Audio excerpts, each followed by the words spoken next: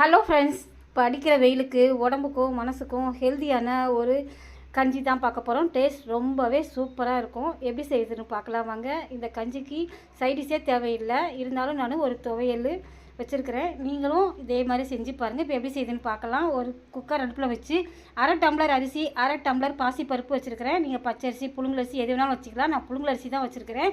100 gram சின்ன வெங்காயம் தோல் உரித்து வச்சுக்கிறேன். சின்ன வெங்காயம் தான் போடணும், டேஸ்ட் சூப்பராக இருக்கும். 100 கிராம் பூண்டு தோல் உரித்து கட் பண்ணி வச்சுருக்கிறேன், அதையும் போட்டுடலாம்.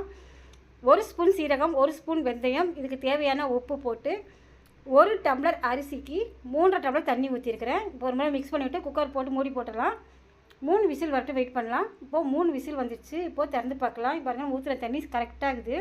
இப்போ அது அப்படியே கரண்டியாலேயோ இல்லை மேட்சர் வச்சு நல்லா மசிச்சுக்கலாம். பாருங்கள், அடி பிடிக்கவே இல்லை, சூப்பராக இருக்குது. நல்லா மசிச்சு விட்டுக்கலாம்.